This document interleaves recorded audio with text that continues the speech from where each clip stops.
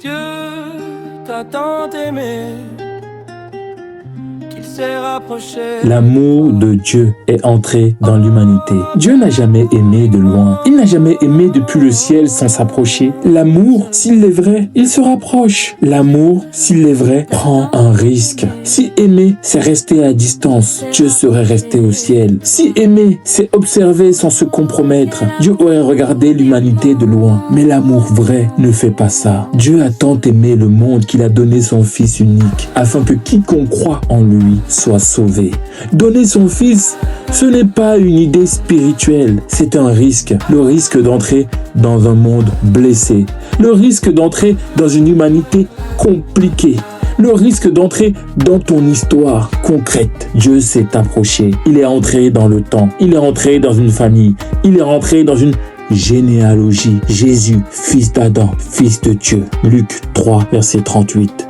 Ça veut dire une chose très simple et très forte pour toi. Dieu a pris le risque de ce que tu portes, le risque de ton passé, le risque de ton héritage familial, le risque de tes blessures, de tes luttes que tu ne comprends pas toujours. Tu es entré dans ta vie avec des défis, avec des schémas familiaux qui se répètent, avec des combats qui ne viennent pas seulement de tes choix. Et parfois, tu te demandes pourquoi je suis comme ça, pourquoi cette difficulté revient, pourquoi cette fragilité. La Bible ne minimise pas ce que tu vis. Par un seul homme, le péché est entré dans le monde. Mon ami, tu es aimé, mais tu es né dans une humanité blessée. Tu es aimé de Dieu, mais tu es entré dans une histoire désalignée.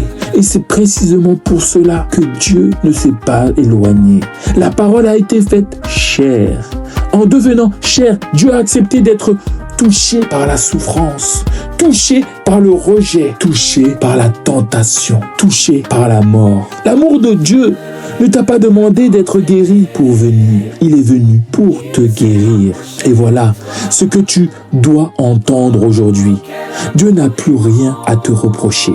Pas parce que tu es arrivé, pas parce que tu as tout compris, mais parce que Jésus s'est tenu à ta place. Dieu était en Christ, réconciliant le monde avec lui-même, sans tenir compte des fautes. Corinthiens 5, verset 19. Mon ami, tu luttes encore parfois, oui, mais tu luttes aimé.